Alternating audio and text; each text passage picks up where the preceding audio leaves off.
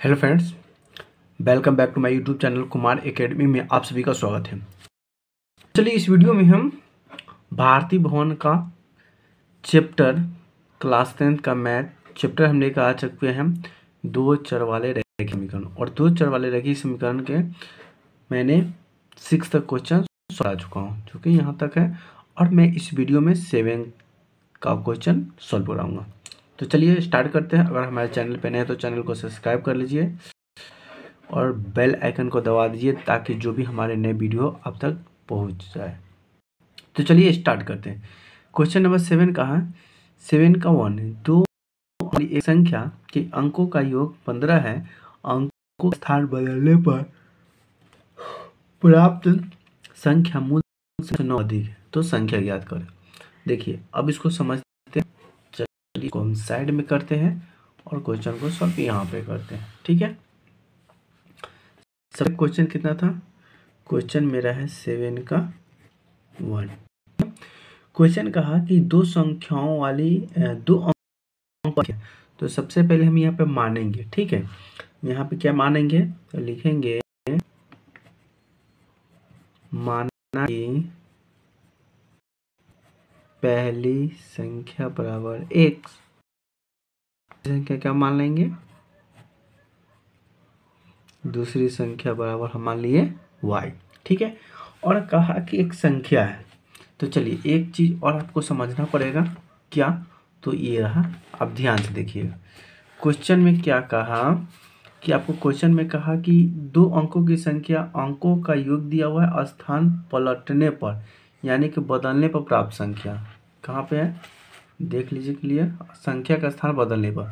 जब इस तरह का आपको क्वेश्चन आएगा तो आपको चलिए हम बताते हैं इसका आपका नियम क्या कहता है। आपको ध्यान समझना है। नियम ये देख लीजिए, यहाँ पे पढ़िएगा, याद रखें।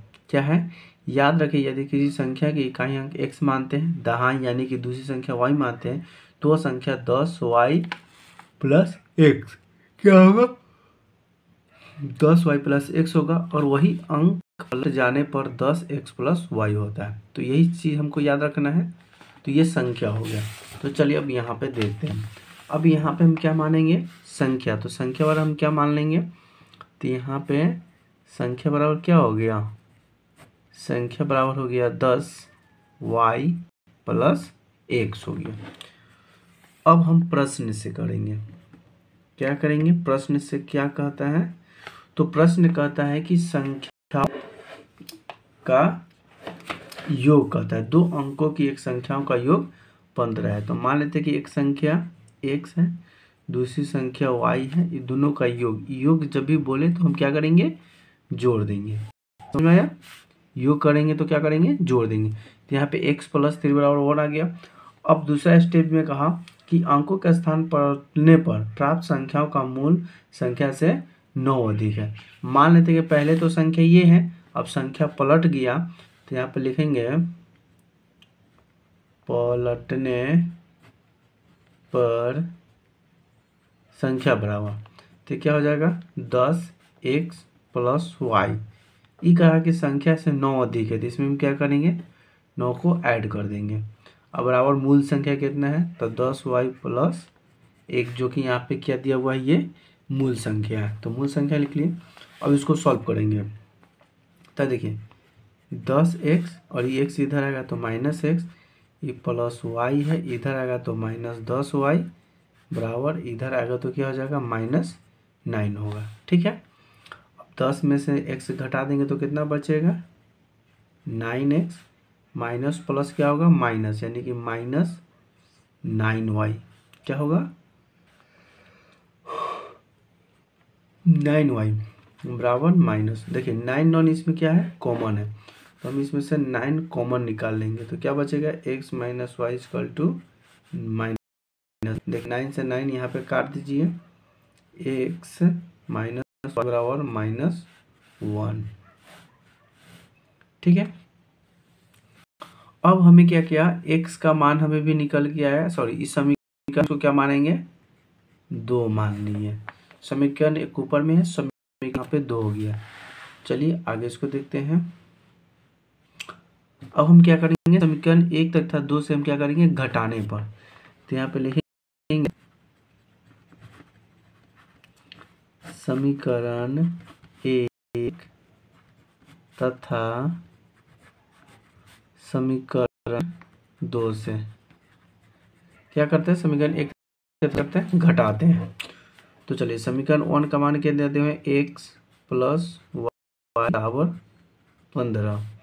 अभी नीचे मान कितना है, माइनस वाई बराबर माइनस वाई। चलिए अब हम किसको क्या करते हैं, प्लस माइनस, यहाँ पे साइन चेंज करते हैं। लेकिन यहाँ पे जब दोनों चीज़ सेम ही दिया रहता है, क्योंकि पहले से ही साइन चेंज है और ये कटने वाला है, तो यहाँ पे हम साइन चेंज नहीं करेंगे, हम डायरेक्ट इसको काट देंगे। प्लस माइनस कट गया, एक्स जोड़ेंगे तो कितना हो जाएगा, 2x बराबर 15 है। 15 में हम 1 घटा देंगे तो कितना बचेगा, 14।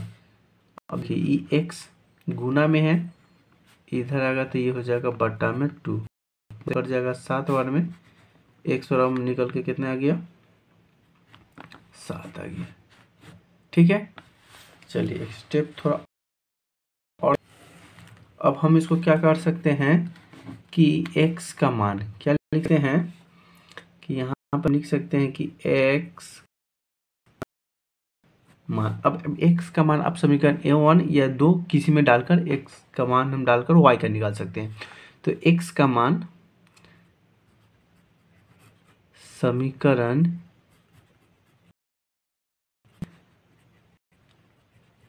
रखने पर, ठीक है, तो समीकरण 1 में रखने, तो समीकरण 1 क्या है, x plus y equal to क्या है, 15 है, क्या है 15, ये रहा समीकरण 1, x प्लस वाई बराबर 15।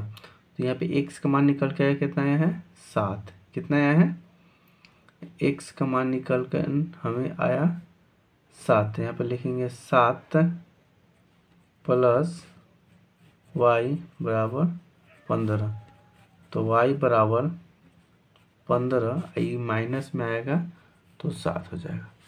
तो ये घटेगा तो y बराबर कितना आ गया, 8।